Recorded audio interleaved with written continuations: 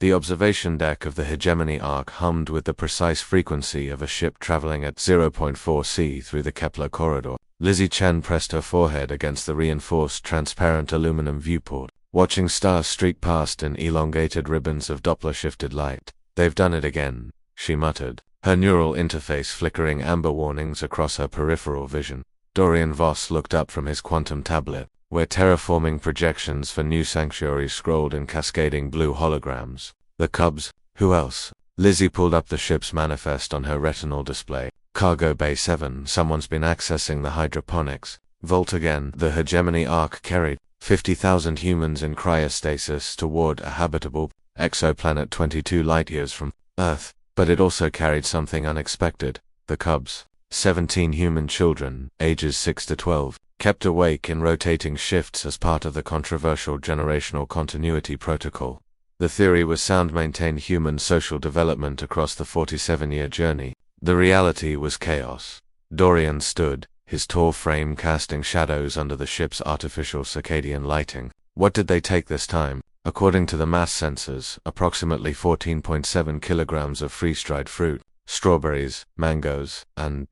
Wait. Lizzie's eyes widened. They accessed the coffee reserves. They're 10 years old. What do they want with coffee? Currency, Lizzie said grimly. They're running a black market. The evidence trail led them through the ship's arterial corridors, past bulkheads marked with the faded insignia of the United Earth Exodus Authority. Dorian consulted his handheld spectrometer, tracking microscopic fruit particles that registered on the electromagnetic spectrum. "Clever," he admitted. "They're using the ventilation system. Air currents at 2.3 meters per second, moving contraband through ducts too small for adults." Lizzie accessed the ship's surveillance network, her neural implant interfacing directly with the AI overseer, Gaia, GAIA. "Show me Cargo Bay 7. Timestamp, 0340 hours ship time."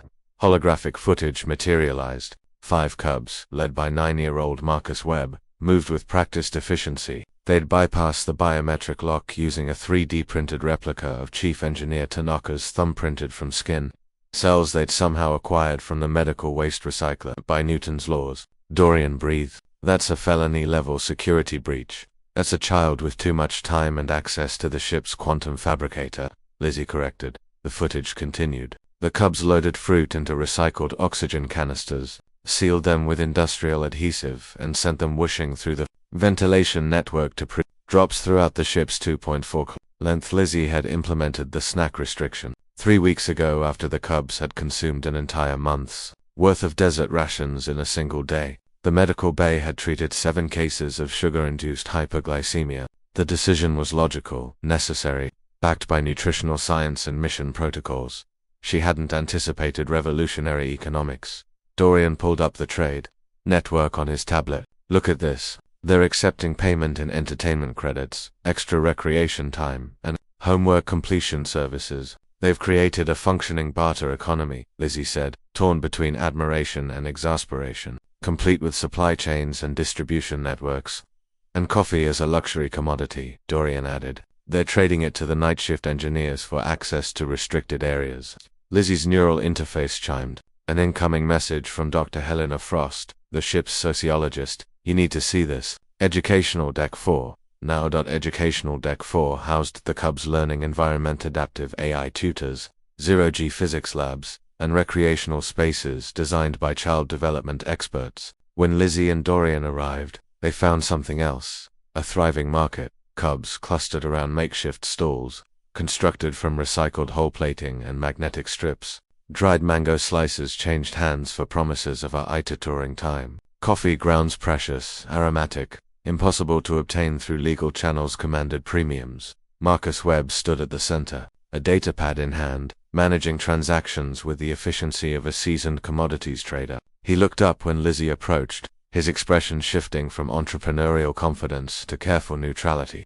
"Dr. Chen," he said. "Mr. Voss, Marcus." Lizzie surveyed the operation. "This is impressive." The boy's eyes narrowed suspiciously. "You're not mad." "I'm furious," Lizzie said honestly. "You bypassed security protocols, violated containment regulations, and created an unauthorized distribution network aboard a spacecraft traveling at relativistic speeds. Do you understand the potential consequences?" Marcus's shoulders slumped. Around them, the market froze, cubs watching with anxious expressions. Dorian knelt to Marcus's eye level. But you also demonstrated advanced problem-solving, organizational leadership, and economic theory application. The question is, why? You took away the snacks, Marcus said simply. We get bored. We get hungry. The rations are nutritionally complete but psychologically insufficient. He paused. That's what Dr. Frost says. Anyway, Lizzie felt something shift in her perspective. These weren't just children violating rules. They were humans, small, young, but fundamentally human, adapting to impossible circumstances.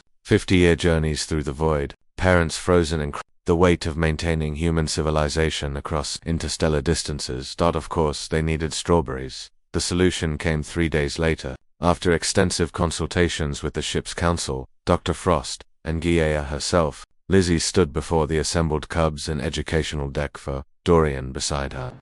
We're implementing the Controlled Distribution Initiative, Lizzie announced. You'll have supervised access to fruit reserves, allocated based on a merit system, good behavior, academic achievement, and contributions to ship maintenance, earn credits. Marcus raised his hand. What about the coffee? Absolutely not, Lizzie said firmly. Your children, but we'll introduce age-appropriate chocolate rations.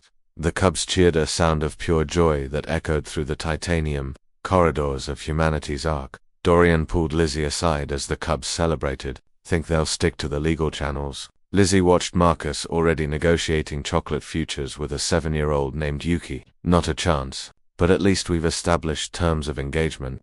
Outside the viewport, stars continued their eternal dance across the cosmic dark. Inside the hegemony arc, civilization adapted, evolved, and occasionally ran black market fruit operations. Humanity, Lizzie reflected, would endure, even at 0.4 C.